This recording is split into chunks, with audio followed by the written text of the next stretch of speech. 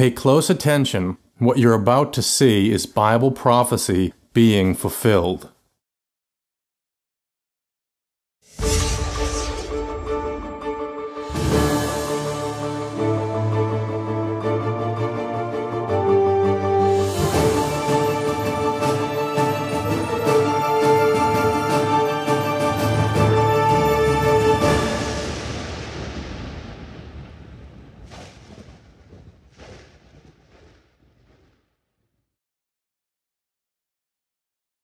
Welcome to YPN News, bringing you the news as it relates to Bible prophecy and foretold by Yeshua Hawkins. Now, Katan, we are mainly discussing the new developments in the war in Syria, including the increased tensions between Russia, Israel, and the United States. But first, we're going to look at the weather, particularly the destructive storms that hit the Midwest this past week.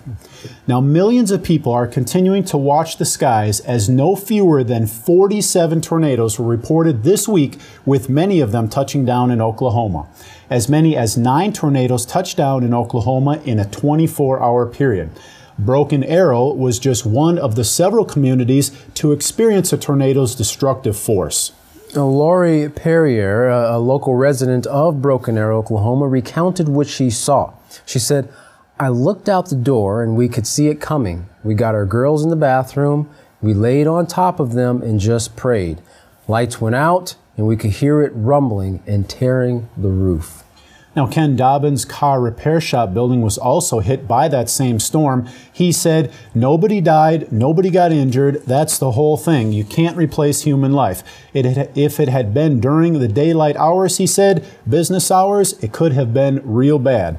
Now, there would have been people all over this property. Severe thunderstorms and high winds also raked parts of Wisconsin, Illinois, and Iowa, and more than 3 inches of rain fell in Kansas, the Kansas City area. At least 3 people were killed in floods in Arkansas, including an Arkansas sheriff who was swept away by the rushing water. His body was found, but the person he was with is still missing. As some residents begin cleaning up the mess left by these tornadoes, they're hoping for a break. However, more heavy storms are in the forecast. Now, President Barack Obama addressed the crisis in Syria this week and stated that President Bashar al-Assad has to go. Here's an excerpt from the Wall Street Journal on what the president had to say. Take a look at this. Finally, we spend a great deal of time on an issue that has racked the region, the issue of Syria. Under the Prime Minister's leadership, the Turkish people have shown extraordinary generosity to the Syrians who have found refuge in Turkey. And I know this is a heavy burden. I've made it clear again today that the United States is going to keep on helping countries in the region, including Turkey, shoulder this burden, doing our part as a major donor of humanitarian aid to the Syrian people, including those refugees in Turkey. And we're going to keep working with our Turkish partners to deliver the food, shelter, and medicine that's needed to save lives. At the same time, we're going to keep increasing the pressure on the Assad regime and working with the Syrian opposition. The Prime Minister has been at the forefront of the international effort to push for a transition to a democratic Syria without Bashar Assad. And Turkey is going to play an important role as we bring representatives of the regime and opposition together in the coming weeks. We both agree that Assad needs to go. He needs to transfer power to a transitional body. That is the only way that we're going to resolve this crisis. And we're going to keep working for a Syria that is free from Assad's tyranny, that is intact and inclusive of all ethnic and religious groups, and that's a source of stability, not extremism, because it's in the profound interests of all our nations, especially Turkey. Now, Syria has just received its first shipments of Russian weaponry. That's right, the sophisticated S-300 anti-aircraft missiles. The U.S. has slammed Russia's actions, and Israel says that it will prevent these air defense missiles from becoming operational. Russia, despite the U.S.'s disapproval, says that it will continue to supply Syria with weapons, saying that it is designed to prevent sovereign intervention. Israeli Defense Minister Moshe Ayalon said that if the missiles reach Syria, Israel will know what to do. Recently, the UN embargo to supply lethal aid to the Syrian rebels has been lifted. 25 countries voted against it, and only 2 countries voted for it. Those countries being France and the UK. Angela Merkel, the German chancellor, said that she would never send arms to the militants in Syria despite the lift. Bashar al-Assad said that the Syrian army will retaliate immediately to another Israeli strike inside the Syrian country.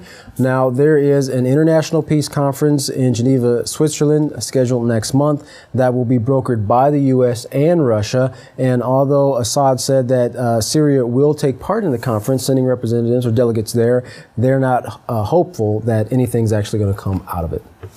Now, as things heat up in the Middle East, Israel said that it's prepared to strike Syria. With the recent receiving of the S-300 missiles, Israel says their aircraft and troops are in danger. Now, Senator John McCain crossed over the border from Turkey to Syria to meet with the rebels. Currently, there is no indication that this pressure on the Obama administration will cause them to change their stance on not sending arms to the rebels. The problem with supplying weapons to the rebels is, of course, finding the right ones that would not use the weapons to wreak havoc in other countries. The question is, who can you trust? And if there are more arms supplied to the rebels, would that leverage bring Assad to the negotiating table?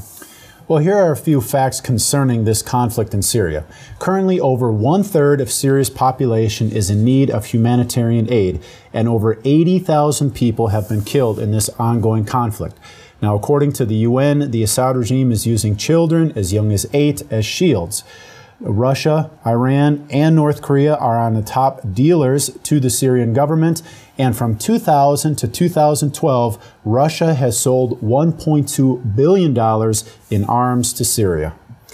Continuing on the developments in Syria, the Russian ambassador to the UN has said delegates from the Assad government, as we mentioned earlier, will be attending the proposed peace talks in Geneva. However, it's unclear if the Syrian opposition will be joining them as well. The Obama administration is hoping for a politically negotiated solution between President Assad and the opposition at the upcoming event in Geneva. Of course, they're not sure if opposition is going to be there. Right. However, most people remain skeptical that these talks will produce a peaceful solution. So the Obama administration is planning other options. One such option is a no-fly zone. White House has asked the Joint Chiefs of Staff to plan for a no-fly zone inside Syria that would be done with support from other countries such as France and Britain. Now, this would be neither a NATO or UN option, but rather U.S. and countries that are willing to participate. Plans for this action are already being drawn up at this time, just in case those future talks fail. The no-fly zone is not the only option being proposed, of course. The Obama administration is considering a menu of options should the upcoming peace talks in Geneva, as Jeff said, fails. Another option they are considering or contemplating is arming the Syrian opposition, if and when the political solution becomes more and more unlikely. Analysts believe John McCain's recent trip to Syria was for 2 reasons. One, communicating to the Syrian rebels that there are people in Washington who support arming them, and also collecting information to bring back to the United States about the Syrian rebels and their needs. Well, folks, from deadly weather to deadly governments, if you're looking for answers to peace, there's only one place that we have found in our many, many reports that is actually teaching people how to change their characters, their hearts and their minds to start to bring about peace. And that's Yisrael Hawkins and the House of Yahweh. Now, don't forget, you can call, write, or email the House Yahweh and request your free prophetic word or monthly newsletter. To do so, you can write them at the House of Yahweh, P.O. Box 2498, Abilene, Texas 79604. Or you can call them at 1-800-613-9494. You can visit them at their website at www.yahweh.com or www.yisraelhawkins.com. You can email them at info@yahweh.com. And for any calls outside the United States, please call the number on your screen.